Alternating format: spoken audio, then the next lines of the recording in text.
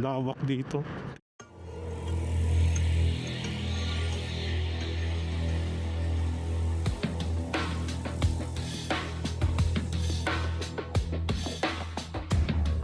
Sa nakaraang video, tinignan natin ang status ng San Juanico Bridge at ang mga bagong kaganapan sa tulay na nagdurugtong sa Samar at Leyte.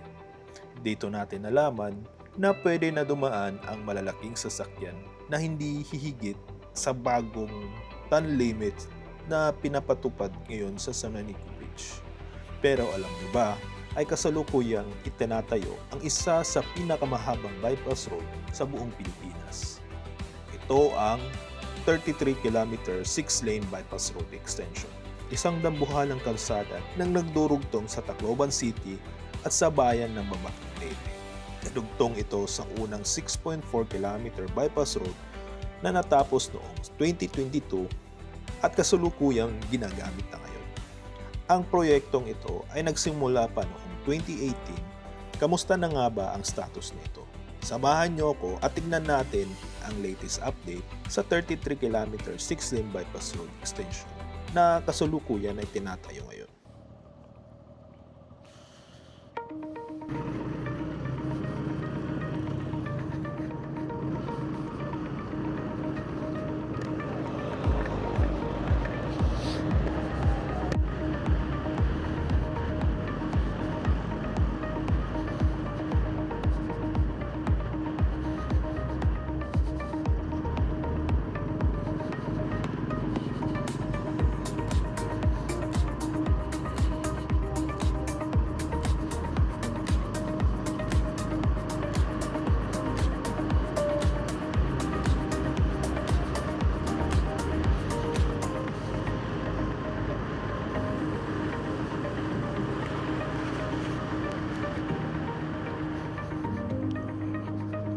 Okay. Mali pala yung pinasukan ko. Oh my God. Okay.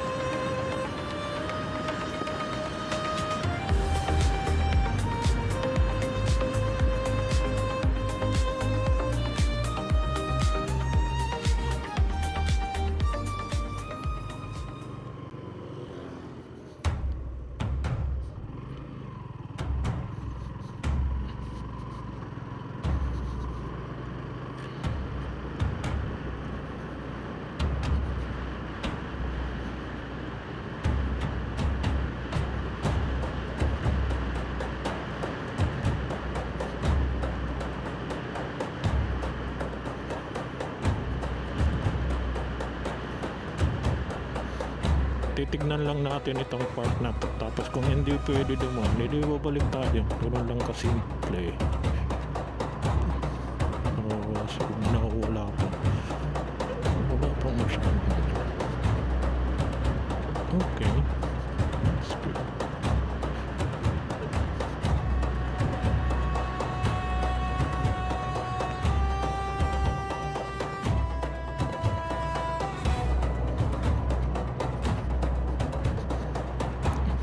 Imagine niyo kung maayos tong daan na to. Malaking tulong to lalo na sa pagbawas ng traffic. Kasi imbis na dun banda, dito na lang dadaan. Pero sa ngayon, tignan nyo naman, hindi pa masyadong okay. Pero kung tutuusin lang ba, pwede lang ata itong daanan.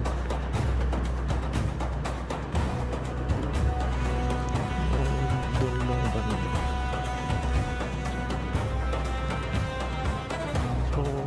Dito lang tayo.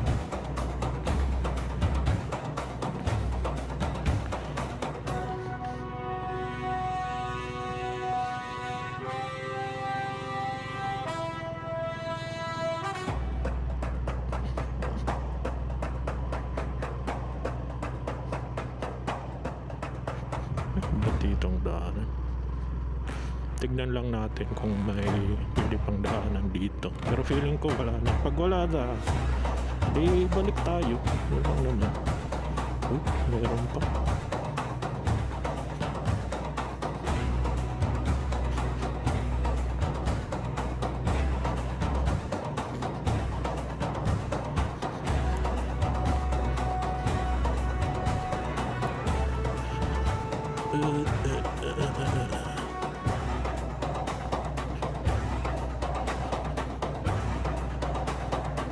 Tignan lang natin kung anong meron dito. So sa ngayon kasi hindi pa to tapos talaga. Pero napaka imagine niyo kung sementado na to. Malaking tulong to na mabawasan yung traffic sa city. Mundo. So I think wala na. I think tignan lang natin hanggang nakita natin na wala na talagang pwedeng daanan. Piling ko ano pa ba? Pag ito may malusutan pa talaga ako. Swerte talaga. Pero I think hanggang dito na lang. Piling ko wala na doon yata. Piling ko tignan lang natin to. Tignan lang natin. Adventure lang, konting adventure lang tayo. Kasi kung mapapansin nyo wala nang truck ng trucks ng baklo dito. Pero pag meron pa wala na. Meron pa. Meron pa sana dito kaso hindi na lang tayo lulusot kasi hindi natin alam yung labasan kung baka mawala tayo. So at least alam natin na na work in progress naman to.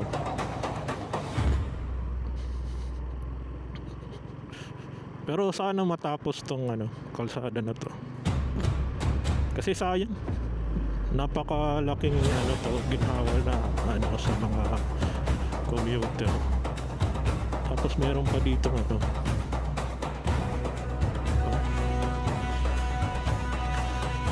may option naman na pwede ako dumaan dun kaso mas prefer ko na hindi na lang kasi hindi natin alam kung saan yung palabas. Baka kasi dead end din yan. So makakaalam lang dun dito yung mga locals.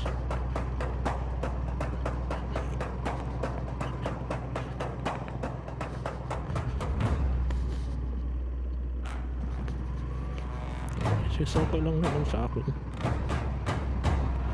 Feeling ko imagine ko ay ito tignan nyo nasira. Feeling ko masisira talaga yan kasi siya clay hindi parang yung hindi siya bato compare dito bato pero doon expected ngayon na masisira talaga.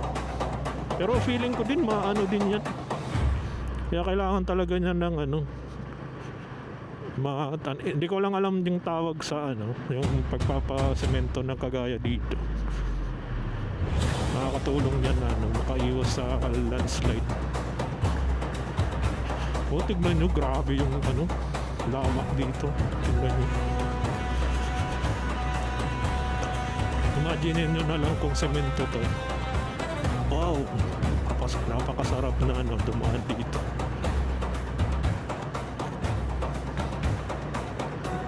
Tapos yung usually na hindi nyo nakikita dito, makikita mo nasa highlands tayo dito.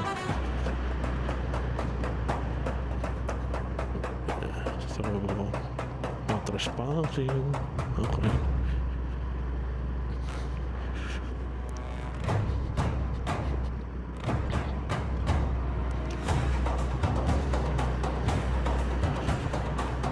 Imagine niyo ito. Oh. Ang ganda ng sarap na. So kanina yata dito ako dumaan. So dito ulit tayo dadaan. Huwag tayo dun. Although meron naman dun. Pero hindi ko kasi alam kung dun sa dulo banda pwedeng daanan. So, mas kaya turn na lang na dito. Parang adventure kumbaga. Although hindi to made for adventure tong bike ko to. Pero at least ay ano. Sayang lang wala ang lilim. Kung may lilim lang dito, pwede sana tayo lagyan. Hindi pa nag-drone. I think pwede ba din. Hindi. Ano tayo. Tapos may pabahay dito. Tapos may simbahan.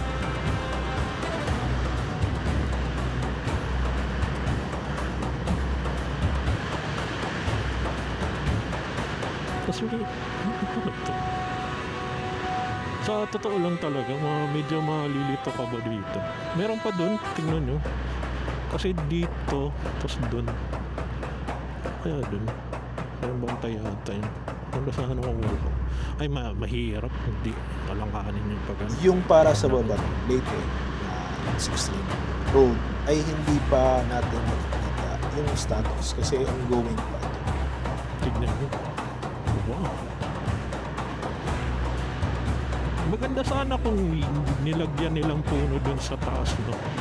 Pero ang problema lang kasi kung lagyan nila ng puno dyan, baka mawasak ng puno yung wall. Pero okay, at least.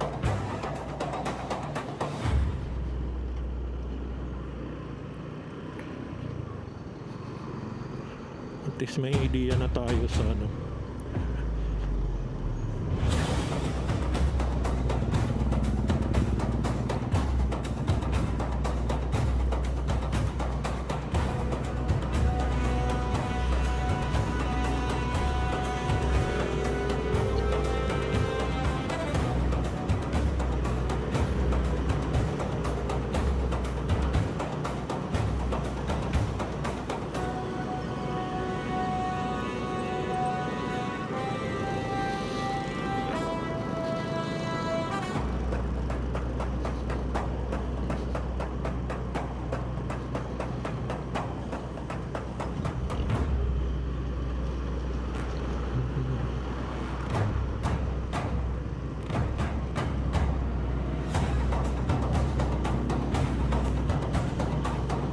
mabilis lang ito.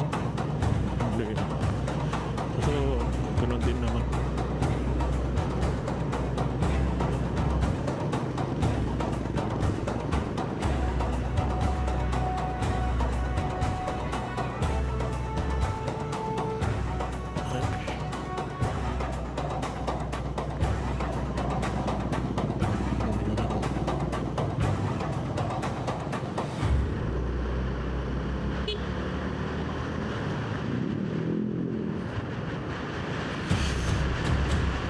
So imagine nyo, if dadaan pala kayo dito tuwing Monday to Friday, dapat kung sa morning, iwasan nyo yung 7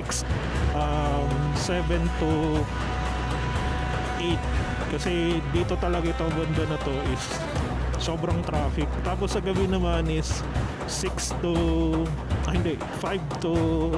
6, minsan 7. So ganong time yung mga traffic. Pero sa pag ganitong holidays naman, medyo naman yung traffic. Tapos although Friday ngayon, hindi ganun ka traffic. Lalo na kasi yung time kasi ngayon is 12. So parang okay lang naman. Grabe oh. Tignan nyo. Okay. Abusado.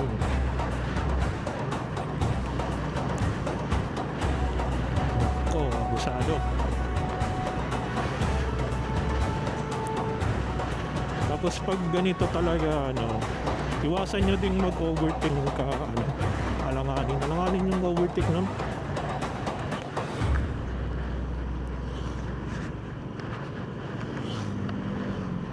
Malaking chance na mag-ano ka, makakadisgrasya ka ng ganun.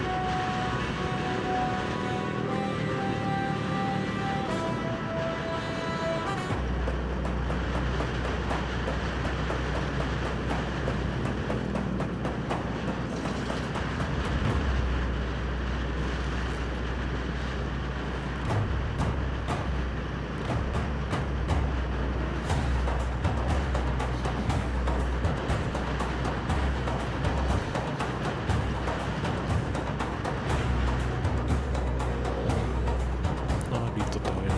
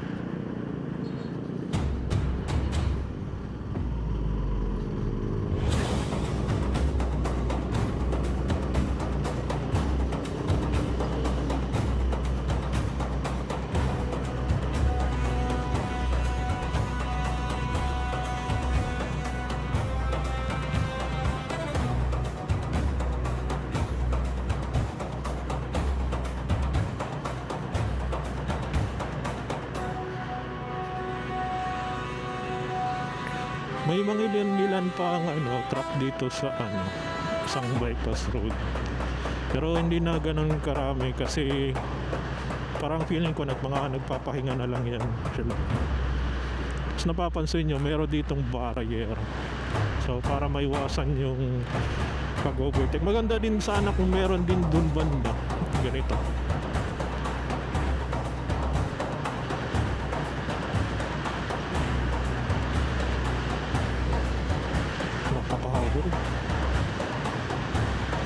Napakahabang barrier. Ang sarap naman. Masarap mag-banking dito. Pero chill lang tayo, bawal tayo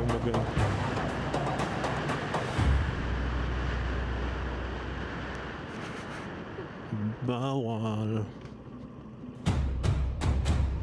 Okay.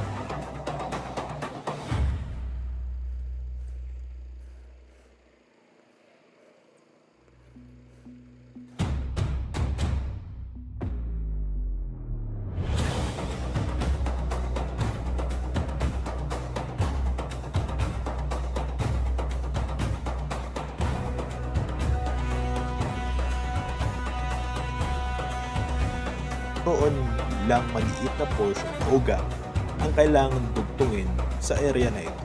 Kapag nag-connect na ang mga segment na iyan, magkakaroon na tayo ng napakalaking alternative route.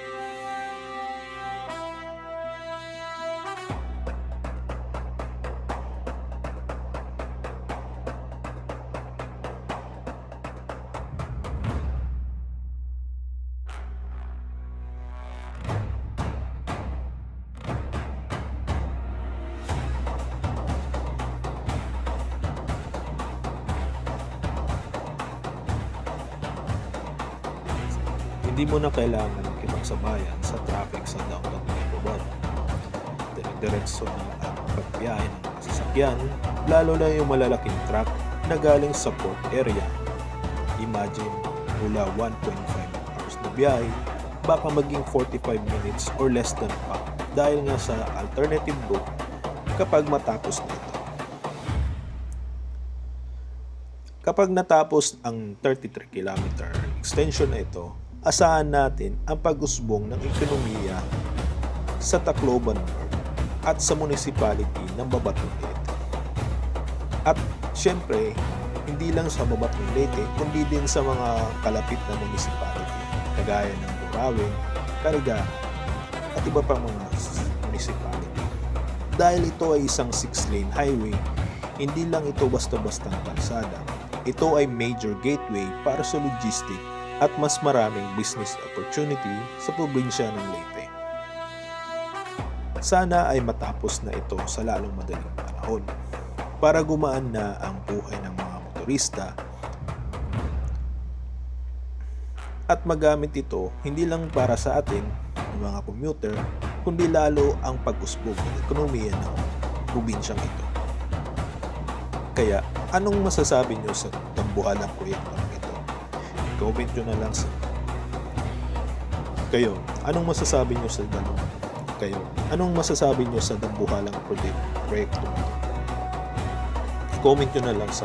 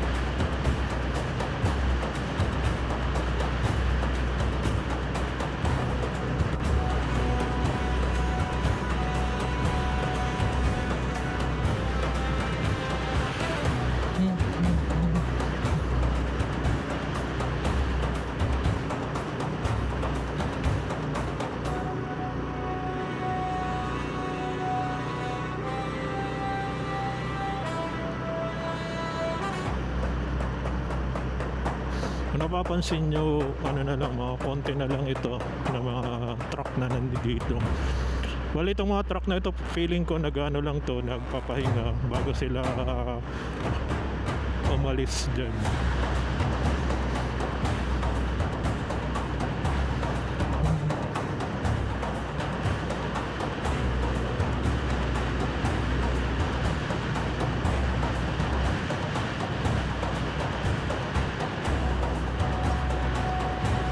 Harap tayo ng pwesto. Maganda na mga may video.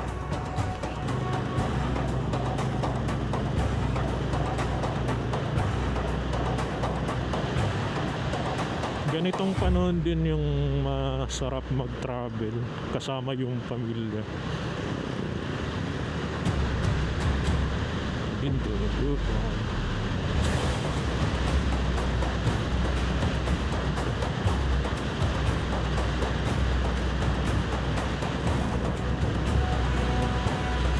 itong area na to, sa totoo lang napakaganda nito. Tignan. Para siyang old school na barangay. Kasi bihira na lang yung ganung barangay, lalo na sa city, yung may malalaki yung puno. Nakakamiss yung ganun mga ano. Travel.